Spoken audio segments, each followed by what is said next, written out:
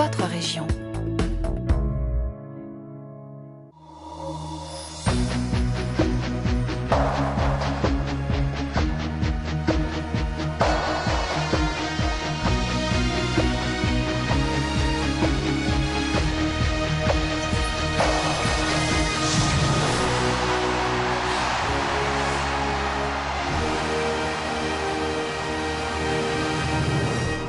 US QVI face à l'Olympique Lyonnais, un club de national, c'est-à-dire l'équivalent de la 3e division face au 4e de la Ligue 1.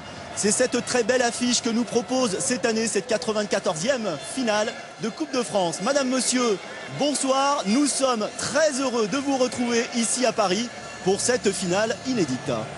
Bonsoir, bonsoir à tous. Écoutez, les invités vont se succéder jusqu'au coup d'envoi sur ce plateau. Il y en aura vraiment pour tous les goûts, bien sûr.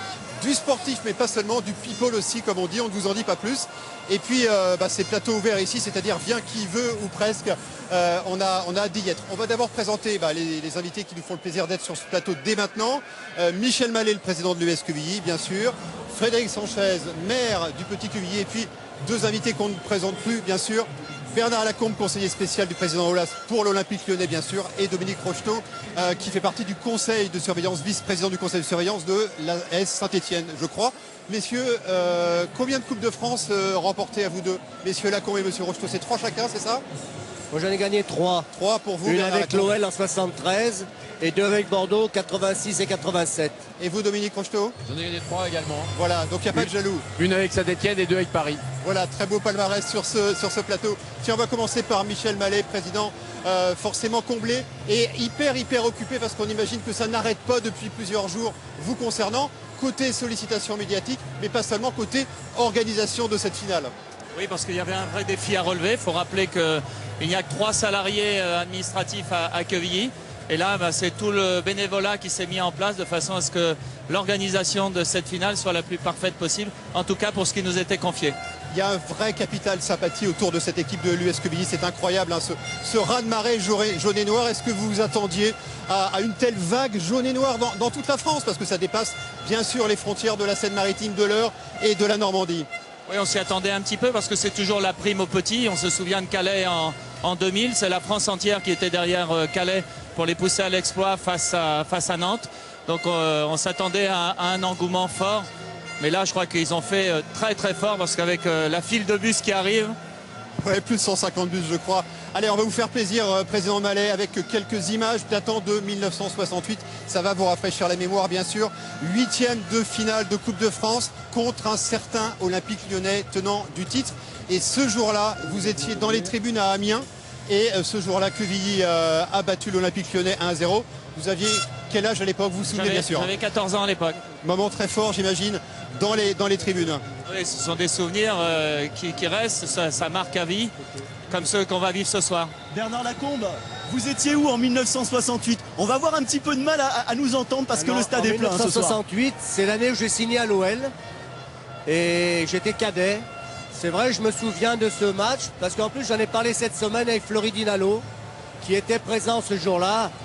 C'est le foot, mais bon, on sait qu'aujourd'hui ça va être compliqué parce que on a déjà les Quevillers qui sont contre nous, mais il y a la moitié du football français qui est contre nous aussi. Oui, parce qu'on précise que 10 000 billets ont été achetés par les Lyonnais, ce qui veut presque dire que ce soir, Lyon va jouer à 10 contre 70. Voilà, je pense, mais bon, c'est le foot et pourvu que ça soit une belle fête, c'est la plus belle des choses. Allez, priorité au direct sur la pelouse, là, juste derrière nous.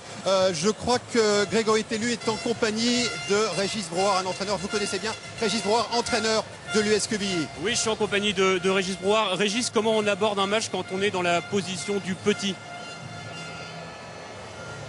C'est toujours un peu compliqué, on connaît les différences de niveau. Alors après, il faut essayer de raccourcir toutes ces différences par un plan de jeu, par une organisation. Et puis voilà, de toute façon, on connaît la donne, ça va être compliqué.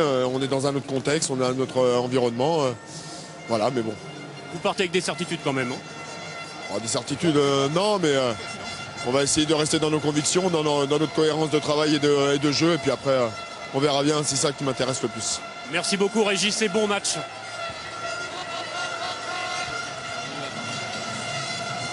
Bernard, c'est facile de jouer comme ça l'US Quevilly. Je sais que vous avez regardé beaucoup les vidéos ces derniers jours.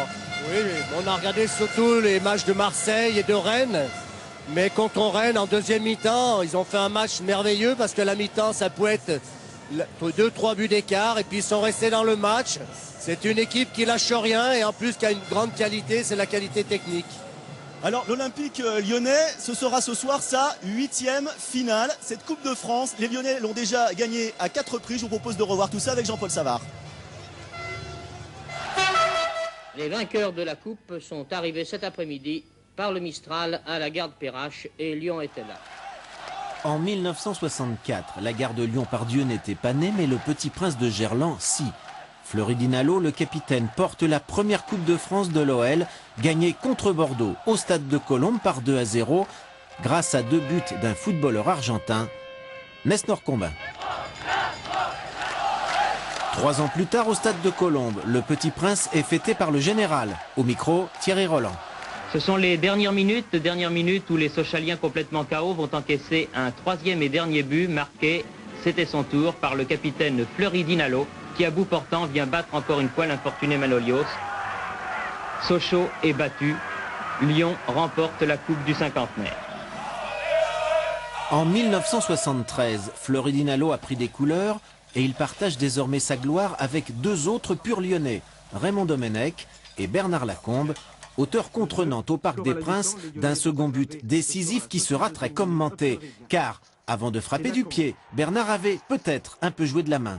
Mais on peut également se demander comment Lacombe a-t-il fait pour freiner un ballon qui fusait littéralement. En tous les cas, le point sera accordé. 35 ans plus tard au Stade de France, le but inscrit en prolongation par Sidney Govou contre le PSG est indiscutable. L'OL tient son premier doublé Coupe Championnat et Jean-Michel Aulas, enfin, sa première Coupe de France. Allez, retour avec nos invités. Bernard Lacombe, vous vous souvenez de 1973? On a beaucoup parlé de la main de Thierry Henry il n'y a pas très longtemps, mais c'est pas bon ce qu'on a vu, la petite mimine là. Oui, oh, j'ai fait le meilleur contrôle de ma vie là. Mais bon, c'est le foot. Et ce que je voudrais dire, c'est que ce jour-là, on a fait un parcours un peu comme Quevilly en championnat, mais en Coupe de France, on avait été très très performant. Alors j'espère que ça sera un peu l'inverse et que ce soir, ça sera difficile quand même. Michel Mallet, bien sûr, l'US Quevilly n'a pas le palmarès de l'Olympique lyonnais. Il y a eu quand même 2 Coupes de France. Il y en a une en 1927, une finale de Coupe de France en 1927 et celle de ce soir. Très honnêtement, 12 à moi, quelque chose me dit que vous y croyez ce soir. Oui, parce que on s'est forgé une expérience depuis 2010 avec les multiples oppositions avec le football professionnel. Et puis on a un groupe assez extraordinaire qui vit tout ça complètement détaché. Moi, il m'impressionne beaucoup et je les sens capables de faire l'exploit absolument. Il y a une statistique absolument incroyable sur les 25 derniers matchs de l'US Quevilly, match de Coupe de France. Il y a seulement 2 défaites pour cette équipe de l'USQ. On va regarder l'épopée 2011-2012 dans cette Coupe de France et vous allez le voir, rien n'a été facile. On regarde. L'aventure a pris tournure en 16e de finale. C'était contre Angers, avec un but comme on en rêve. Quevilly se prend à rêver, Quevilly s'enflamme. On attendait du gros pour le tour suivant, mais le futur adversaire sera plus modeste que prévu, Orléans. Encore un tour de passé en Coupe de France. Et contre Orléans, il faudra attendre les prolongations et compter sur la chance. Beaucoup de chance, 2-0 malgré tout, contrat rempli. C'est de la bombe. Il y a Marseille maintenant, c'est de la bombe.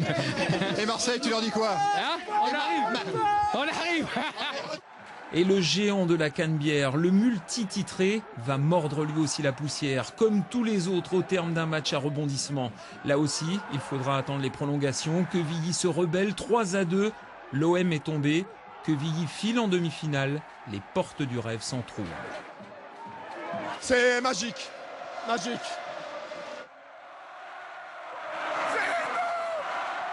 C'est encore un truc de malade. On est vraiment des barjots, je crois.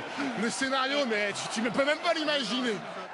Et c'est vrai que le scénario de la demi-finale contre Rennes était loin d'être évident à écrire. Un match fou, un stade en délire pour célébrer l'inimaginable. La cible, la finale est acquise. Cette cible, ce sera Lyon. Écoutez, je pense que vous l'entendez, il y a une ambiance incroyable avant ce coup d'envoi. On est à quoi 25 minutes de ce coup d'envoi. Et il y a vraiment une marée jaune et noire qui est dans ce Stade de France. Magali Nicolin, vous êtes quelque part dans ce Stade de France, à côté bien sûr de jaune et noir. Ce n'est pas très difficile de trouver du jaune et noir ce soir. Exactement, moi je suis devant le virage sud qui est rempli par le COP des supporters et là il y a un petit peu d'animation derrière moi parce que si la caméra le panote, vous allez peut-être le voir mais ce sont je pense vos invités. Nous avons Malika Ménard et Franck Dubosc qui sont nos deux Normands je dirais qui sont venus saluer tout ce COP des supporters. Il faut dire qu'il y a beaucoup de monde ici, il y a 219 bus qui sont partis de toute la Normandie pour acheminer les supporters vers le Stade de France. Imaginez-vous François que 25 000 spectateurs 25 000 billets ont été vendus au stade Lauzet. C'est à peu près la population de Quevilly. Et tous ces supporters, ils sont là derrière moi. Il y a le désormais célèbre Moustache, qui est le chauffeur de stade. Vous l'avez probablement entendu sur nos antennes. Il va porter la voix ce soir de tous ces supporters. Ils ont préparé pas mal de choses avec des tifos, un immense maillot, une immense banderole. Et puis sachez également qu'il y a des billets qui ont été réservés aux bénévoles qui, pendant toute l'année, assurent le travail dans les clubs amateurs et je pense que leur cœur battra un petit peu plus vite ce soir pour Quevilly. Alors vous l'avez dit François, le jaune et noir il est dans ce virage sud mais il est aussi dans tout le stade qui va ce soir arborer, je l'espère, les couleurs de Quevilly. Merci Magali, on va maintenant entendre un joueur lyonnais, le Brésilien Ederson qui est en compagnie de Grégory Tellu.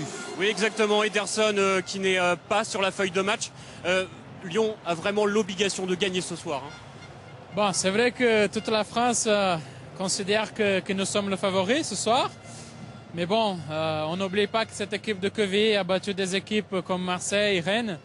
Donc on est attentif. Mais c'est vrai que quand même, on assume notre favoritisme un petit peu et on va essayer de faire un bon match pour emporter cette finale. En tout cas, pour nous, c'est vraiment très important ce trophée. Vous me disiez tout à l'heure, il y a beaucoup de jaunes et noirs. Oui, il y a beaucoup de supporters de Quevilly là, mais bon. Je pense que le plus important, ce sera sur le terrain, même si je pense que les supporters lyonnais qui sont là, ils vont faire beaucoup de bruit aussi. Donc il va y avoir une belle ambiance et sur le terrain, je pense qu'on va tout donner et j'espère qu'on sortira d'ici avec la coupe. Merci beaucoup Ederson et bon match. Et on vous l'avait promis, ça vit ici sur ce plateau puisque deux nouveaux invités nous ont rejoints et on est ravis de les accueillir. Franck Dubosc qui est quevillais, on aura l'occasion d'en reparler. Merci beaucoup de passer par ce plateau. Et Malika Ménard, Miss France 2010 et normande, c'est important aussi de souligner. Là encore, on en reparlera. Ils ont mis le feu tout à l'heure du côté des tribunes de Quevilly. On va voir, effectivement, ça sera intéressant de voir comment vous allez vivre, vous, cette rencontre au Stade de France. Dominique Rocheteau patiente gentiment puisqu'on va parler tout à l'heure de la finale de la Coupe Gambardella avec Saint-Etienne. Mais comme on a vu le parcours de l'US Quevilly, on va voir ce qu'ont fait les Lyonnais pour se qualifier pour cette finale de Coupe de France. Ils ont disputé, eux, 5 matchs, 2 contre des clubs de CFA, le championnat de France amateur, 2 contre des clubs de Ligue 1 et 1 contre un club national. On revoit tout ça. 5 victoires, 15 buts marqués pour 3 encaissés. Le parcours de l'OL en Coupe de France commence en 32e de finale par un derby Lyon contre Lyon. L'OL l'emporte 3-1 face à l'équipe de Lyon-Duchère qui évolue en CFA, 3 divisions au-dessous. Un triplé de l'attaquant Lissandro. 14 jours plus tard, ce sont les amateurs de Luçon qui passent à la trappe. À Nantes, au stade de la Beaujoire, Lyon arrache la victoire à un quart d'heure de la fin du match, 2-0. On sait que sur ces matchs de coupe, c'était évidemment le match de l'année pour Luçon. Pour nous, c'était se qualifier. Après 2 qualifications face à des équipes de CFA, les joueurs de Rémi Garde affrontent 2 formations de Ligue 1. Le 8 février, dans un stade de Gerland congelé, l'OL brise la glace en prolongation. Bordeaux est éliminé 3-1. L'OL se hisse alors en quart de finale face au PSG au Parc des Princes. C'est Kim Kallström sur ce coup de maître qui marque le tout premier but lyonnais. Défaite des Parisiens 3-1. Demi-finale sous tension, les Lyonnais jouent en Corse face au Gazélec Ajaccio qui évolue en national, l'équivalent de la 3e division. L'OL l'emporte 4-0. Pour la 8e fois de son histoire, Lyon se qualifie en finale de Coupe de France. Tiens, on va faire un peu de cuisine normande avec Franck Dubosc. On va préciser à nos téléspectateurs que vous êtes né, je crois, au Petit Quevilly, mais que vous avez grandi au Grand Quevilly. Et bon, ce soir, exilé au Grand Quevilly, ouais, mais ça reste Quevilly et on est voilà. Le cœur est là. Alors, ce qui est incroyable, c'est que dans vos spectacles, vous ne cessez de faire, entre guillemets, la promo de Grand Quevilly avec beaucoup d'humour. Et puis, maintenant, vous avez quand même un concurrent avec cette équipe de Quevilly, qui, elle, est une ambassadrice merveilleuse de Petit Quevilly. Ah, mais moi, je suis flatté. Vous savez quoi? Ce soir, s'ils gagnent, c'est mon César à moi. Je leur prends pas leur succès, ça hurle, hein. Ouais, c'est énorme. Là, ils m'ont écrasé comme... je n'ai jamais entendu hurler aussi fort. Mais si vous dites pas un mot sympa avec les supporters lyonnais, ils viendront plus vous voir en spectacle. Hein. Oui, parce que c'est vrai qu'il y a beaucoup de monde à Lyon. Ça, Franck, alors écoutez, je suis né à Lyon et à Petit Quevilly. Ce soir, je peux pas. Je ne change pas ma veste, je ne retourne pas ma veste. Je suis pour Quevilly. Je vous présente pas Dominique Rocheteau? Non. Mais moi, à mon époque football, c'est Dominique Rocheteau. Voilà. Ça nous rajeunit pas. J'avais sa vignette. L'ange vert. Oui, mais moi, j'avais toutes les vignettes de Saint-Etienne. Ah bah oui. Panini. Oui. Alors, c'est super sympa en tout cas de faire sourire Dominique Rocheteau parce qu'il a un petit peu la mine triste aujourd'hui. Son équipe, parce que si Dominique Rocheteau est là aujourd'hui, c'était pour la finale de la Coupe Gambardella. Alors, pour ceux qui ne savent pas ce que c'est, la finale de la Coupe Gambardella, c'est quoi? C'est un petit peu ce qui récompense les clubs. Les centres de formation. Et bon, c'est déjà une récompense d'aller en finale. Et en plus, c'est la deuxième année de suite. Donc, c'est quand même le signe d'un bon travail. Bon, maintenant, ça fait deux fois qu'on perd. C'est vrai que quand tu vas en finale, j'espère qu'on verra pour Quevilly, mais quand tu vas en finale, c'est pour la gagner, quoi. Alors, défaite 2-1 face à l'OGC Nice. C'est la deuxième année consécutive que Saint-Etienne atteint ce niveau de la compétition. C'est déjà bien. Ça prouve qu'il y a un d'excellents centres de formation à Saint-Etienne. Mais bon, la victoire, là encore une fois, pour la deuxième année consécutive, la victoire échappe à Saint-Etienne. Je ne vais pas revenir sur le match. On a raté notre première mi-temps. On a fait une bonne deuxième mi-temps, mais les jeunes ont tout donné. On est satisfait d'eux quand même. Et ces jeunes qu'on voit là aujourd'hui, c'est des jeunes qu'on retrouvera vraisemblablement plus tard pour les plus chanceux dans les clubs professionnels. Et pourquoi pas, pour certains qui échapperont à la Ligue 1 ou à la Ligue 2 ou au championnat national, on les retrouvera peut-être à Quevilly. Nous, si on veut rivaliser avec les grosses équipes, Paris, Lyon, c'est uniquement avec la formation, avec les jeunes, parce qu'au niveau budget, on est quand même nettement plus faible. Donc voilà, il faut travailler avec les jeunes. Mais je pense qu'on va y arriver. Et puisqu'on parle de Coupe Gambardella, sachez que l'US Quevilly l'a remporté en 1967. Ça ne date pas d'hier, 1967, l'US Quevilly, vainqueur de la Coupe Gambardella. Tiens, on va donner la parole à Frédéric Sanchez, qui lui aussi a patienté sur ce plateau. Frédéric Sanchez, maire du Petit Quevilly. Quel coup de pub quand même incroyable pour votre ville de 22 000 habitants, parce qu'on ne parle que de Petit Quevilly dans la presse, en France et même à l'étranger. Ah, mais j'ai patienté avec beaucoup d'ambiance, donc tout va bien. Oui, pour Petit Quevilly, c'est un coup de projecteur extrêmement sympathique. Et ce soir, je veux rendre hommage au travail des bénévoles qui, au quotidien, chaque week-end, encadrent des centaines de jeunes à Petit Quevilly et partout en France. C'est ça le football amateur, en lien avec le football professionnel, bien sûr. Et ça nous renvoie à l'histoire de ce club de Quevilly, club ouvrier créé par Amable Lauzet il y a 110 ans, je crois. Belle prestation, belle performance pour ce club qui n'a cessé de grandir en conservant ses valeurs. Oui, on est plus que centenaire, mais ça se verra pas beaucoup ce soir, je pense. Non, il y a beaucoup d'envie. C'est vrai que ce club est enraciné dans sa commune depuis très longtemps. Tout le monde connaît un bénévole, un joueur, un dirigeant. Et donc, ce soir, on est très heureux d'associer toute la Normandie et tous les amateurs de football à notre aventure sportive. Et puisque nous sommes dans l'histoire, nous allons retrouver la pelouse avec un grand monsieur du football, monsieur Jean Djorkaeff. Oui, Jean Djorkaeff, président de la commission fédérale de la Coupe de France. Monsieur Djorkaeff, Quevilly-Lyon, le petit contre le gros, ça symbolise vraiment l'esprit de la Coupe, ça. Tout à fait. Vous savez, les ingrédients pour faire une bonne année de Coupe de France, en général, c'est souvent un club amateur qui fait des exploits et donc contre un club professionnel. Donc là, aujourd'hui, c'est vrai que c'est vraiment un match extraordinaire parce que d'une part, Quevilly national contre pas n'importe lequel, c'est l'Olympique Lyonnais. L'Olympique Lyonnais donc, qui a fait des exploits déjà en Coupe d'Europe, des exploits en championnat. C'est formidable, ça va être une finale formidable. J'espère que on va voir des buts et surtout un très bon match. Merci monsieur Djorkaeff et bon match alors que les Lyonnais regagnent le vestiaire.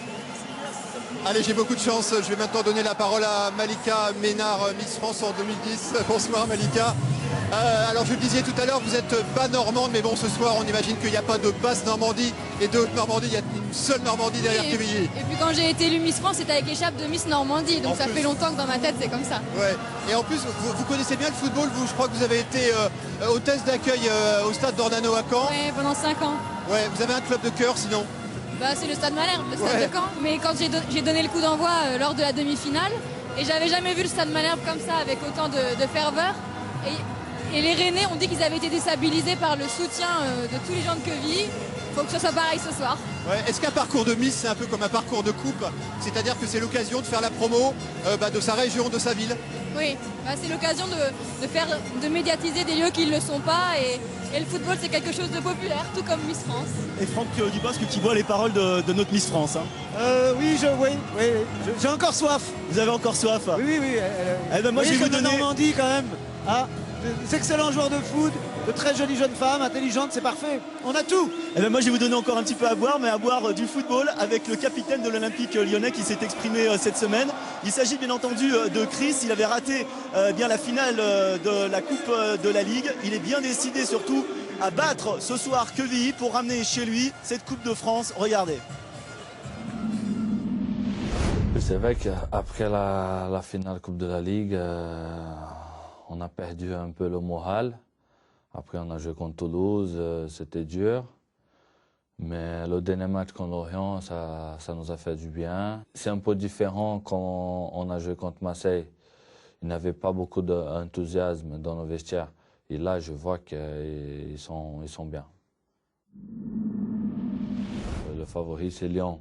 Mais la Coupe de France, on a vu des matchs comme ça. Les petites équipes jouent à fond ce type de match, surtout quand on joue contre les gros. Le stade va être tout pour Quevilly. Donc il faut être bien concentré, il faut être bien attentif. Ce sont des joueurs surtout qui n'ont pas eu la chance de jouer avec des grosses équipes. Et ils sont là pour montrer qu'ils ont de qualité. C'est une équipe qui a montré contre Marseille, contre Rennes, c'est une bonne équipe, c'est une équipe organisée. Il ne faut pas faire de cadeau. On va respecter cette équipe de Quevilly, bien sûr. Mais on va la jouer à fond, cette coupe. Allez, on va faire une petite leçon de géographie pour ceux qui ne connaissent pas. Petit Quevilly, ça se trouve juste à côté de Rouen.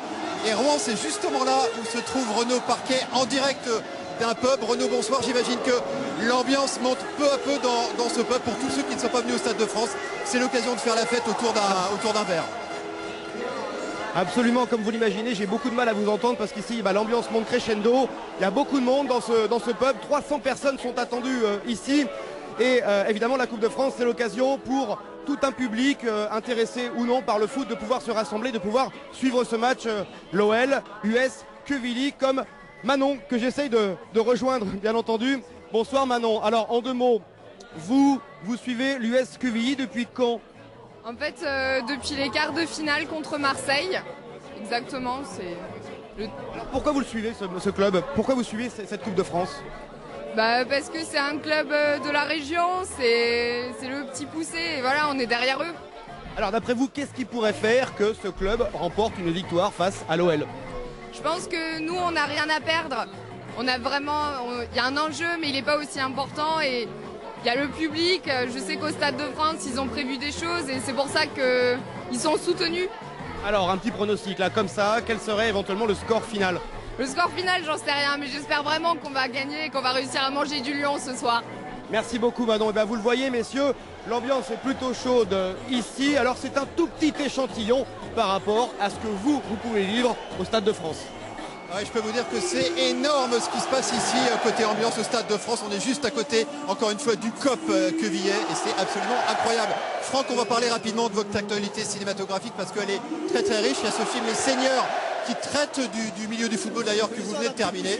C'est l'histoire d'un petit poussé qui fait appel à d'anciennes gloires du foot, dont Gad Elmaleh, Omar Sy, Joe Star Ramzi, José Garcia et moi, on joue d'anciens footballeurs qui vont aider un petit poussé à monter dans la Coupe de France. Ouais, et puis il y a un autre film que vous tournez actuellement. En ce moment, vous arrivez directement voilà, de ce tournage pour ce. Exactement, je suis revenu de Belgique. Là, je suis au Luxembourg en ce moment. Donc Boule Bill tiré de la BD. Boule Bill avec Marina Foïs. Frédéric Sanchez, on va vous demander évidemment un pronostic pour le match de ce soir. Vous n'allez pas être effectivement très impartial sur ce coup-là, mais c'est vrai que vous êtes un fin connaisseur du football. Alors, on peut quand même prendre en compte votre avis. Écoutez, je ne sais pas si je suis un fin connaisseur, mais ils ont démontré de belles qualités. 1-0 pour l'US Quevilly, pour Petit Quevilly. Alors, je vais quand même vous donner quelques petites précisions puisque nous avons la feuille de match. Je peux vous dire que Lyon a aligné une équipe très offensive puisqu'on retrouvera donc Gomis, Lacazette et Lisandro Lopez sur le terrain avec Johan Gourcuff en milieu de terrain. C'est du très lourd qui vous attend ce soir, monsieur. Oui, mais les Canaries ont démontré qu'ils avaient du ressort et de l'énergie. Et puisque vous parlez de la composition de l'Olympique Lyonnais, un mot aussi sur la composition de l'US Quevilly. C'est que du classique. Il y a juste une modification, mais elle est d'importance. C'est El Karoubi qui reprend la place d'Issa Koulibaly dans les buts. Régis Brouard fait confiance à El Karoubi qui a très bien joué lors des 3 derniers matchs de championnat. Franck, vous réservez le Stade de France pour votre prochain spectacle? Non, je préfère le réserver pour la prochaine Coupe de France avec Quevilly. Malika, vous n'allez pas y couper. On va vous demander aussi un pronostic sur ce match, sur cette finale, sur cette 94e finale de la Coupe de France. Une victoire de l'US Quevilly, 2-0. Il y avait Mathias Jean et Julien Valero qui étaient au collège avec moi. Ils sont formés à Caen. Donc j'espère qu'ils marqueront tous les deux un but. Alors que le Stade de France est en train d'exploser, on vous l'avait dit, 80 000 personnes, 10 000 Lyonnais et 70 000 supporters pour l'US Quevilly. Il va falloir être très fort ce soir. Oui, très honnêtement, je pense qu'on va avoir droit à un match très animé. C'est vraiment un match dans l'esprit Coupe de France, comme on les aime finalement, entre l'Olympique Lyonnais, 4e de Ligue 1, et cette équipe de Quevilly, 14e du championnat national. Mais tout est possible dans un match de Coupe de France, sur une finale de Coupe de France.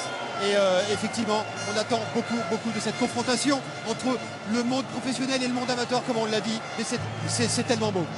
Il est malheureusement le temps de nous séparer. Je vous laisse nous donner le programme de la soirée avec du football sur France 2 et un téléfilm sur France 3. Effectivement, si vous aimez le football, restez bien sûr sur France 2. Vous appelez, vous allez sur France 2 pour ce match tant attendu.